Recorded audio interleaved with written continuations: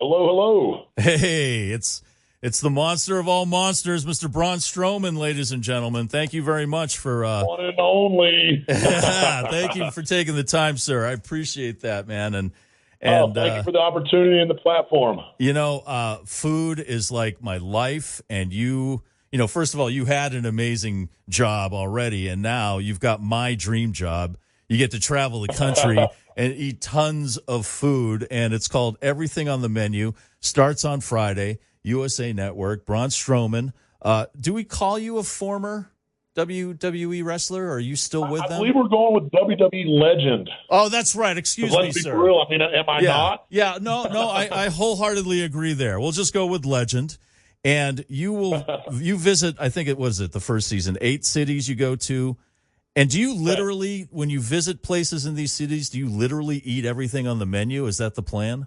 I tried to. Some of the restaurants I was able to eat everything that they had on their menu, and then some of the restaurants, the portions were just, oh my God. But at the end of the day, it didn't matter because that just means I get leftovers to take home to eat later in the hotel the next morning.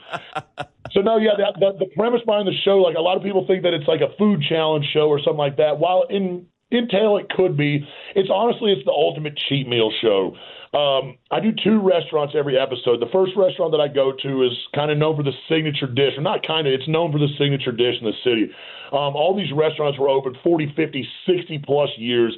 So you're getting in there, and I'm getting this backstory, and I'm hearing the Americana and the history that's gone into making their signature dish, why it's such a staple in the community, why people have been eating it their whole lives, how they're still open 60 years, the backstory of their family lineage and what's gone into all of this stuff and being a part of the community. And then you get to eat this food that, hasn't changed in 50, 60 years. So you're basically taking a bite out of American history and stuff like that. So it's really cool hearing all those backstories and stuff, getting to meet the owners, meeting the customers. Because there was people that I met at some of the restaurants that said they've been eating there since they were 2, 3 years old, and they're in their 50s and their 60s.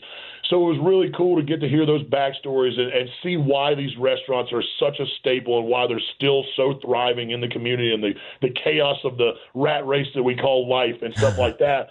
But the other restaurant is either the hot spot in the city, up-and-coming restaurant, or the talking about restaurant. And we try to vet out and find new restaurants that hadn't been featured on programming before. So, giving that love, that proverbial rub, we like to call it in wrestling and stuff, to help showcase that. And then some of the restaurants people have seen before and stuff.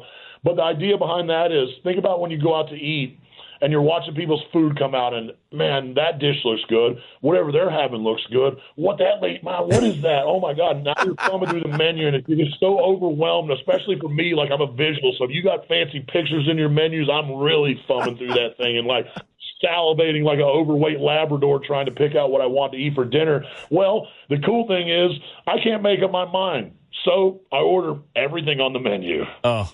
That's amazing. I'm the same way, man. I always do that. I see like dishes coming out and I'm always like trying to peek, or I'm trying to like look over someone's shoulder. My wife and my daughter are yelling at me like, leave those people alone, and you're right. Like, food. So I take what your approach to the next level while I'm in there waiting and stuff like that. I meander around, kind of bombard on the customers while they're in there eating, and maybe scare a few of them a little bit, because I'll be for real, I'm 6'8" and 350 pounds of twisted steel and sex appeal. So, come walking over and you don't know if I'm going to eat you or I'm going to shake your hand or whatever. So I also like making people think that, which is fun too. But no, then here's the real fun thing about the show is everybody's got to see Braun Strowman, the monster among men, the character that I played in WWE. This is the opportunity and the first big platform I've had to where I get to be Adam Scherr, the man behind the monster, and you get to see how much I really enjoy talking and having fun and eating especially, and mixing it up with the customers, getting in the kitchen with the chefs and the sous chefs and everything else in between, getting my hands dirty, learning how to make the dishes, trying to figure out what the spices are that they're using in it. I'm behind the bar making cocktails. I'm buying shots. It's just a big party, man. When a monster comes into town, my job is to put smiles on people's faces, and dadgummit, I'm pretty damn good at it. Yeah, so it's a deep dive into every establishment. That's awesome, because food is like a great storytelling thing. It's like music. It tells a good story. You hit the nail on the head. You hit the nail on the head with that. Music and food are the only two things in my life that really trigger like memories. I'll eat a dish that makes me think of something when I was a kid or when I was on some crazy tour around the world or something, and then music does the same thing. And you said best. Food is an opportunity to bring people together to the table, to have conversation, to catch up in life, to talk about love and laugh and live and experience. Because at the end of the day, we all get one shot at this, and I'm a firm believer of getting out there and experiencing what life has to offer. And, honestly, I'll try anything twice to make sure I don't like it.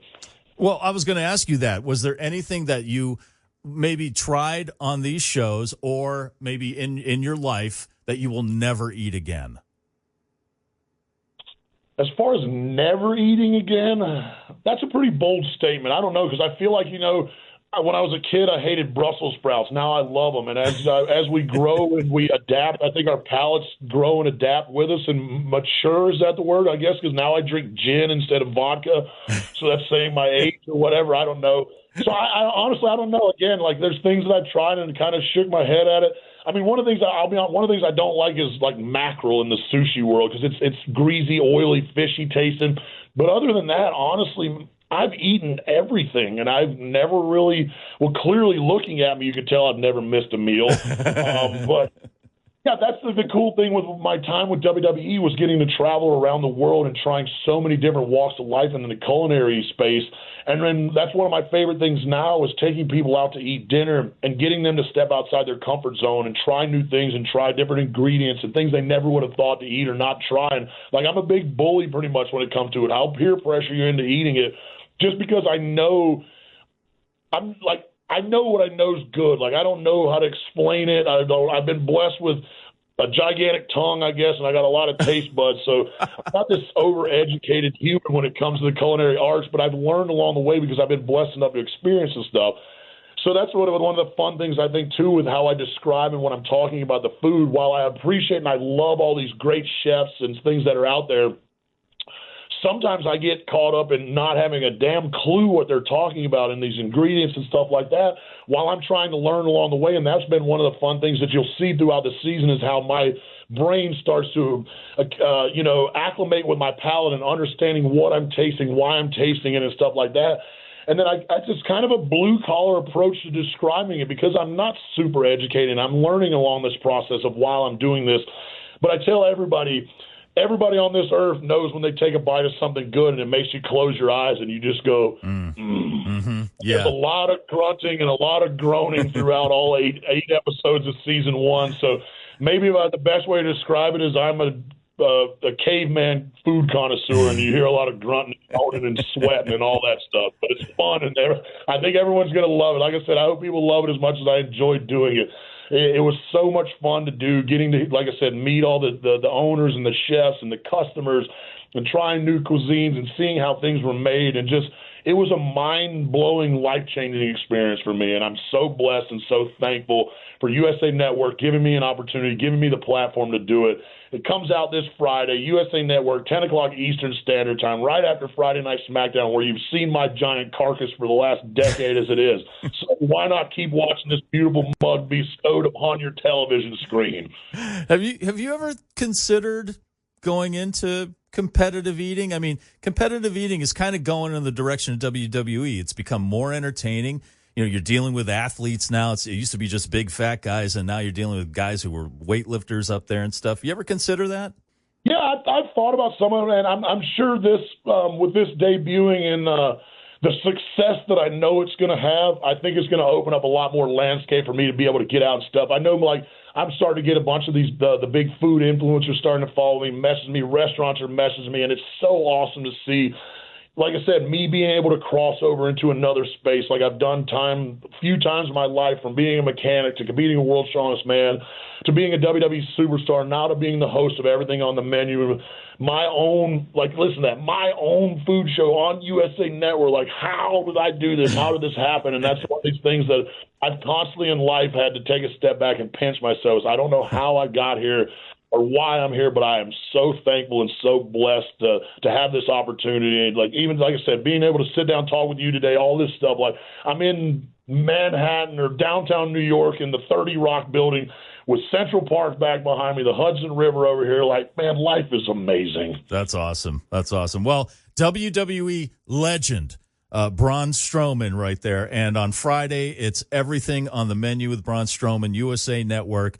Witness the spectacle starting on Friday. Braun, thanks a lot, man. I really appreciate your time. And thank you very much. And good luck, my friend. Thank you very much for chatting with you. Enjoyed your time. I enjoyed your time. Thank you for everybody listening. We'll see you Friday night. USA Network, baby. All right. Thanks, man.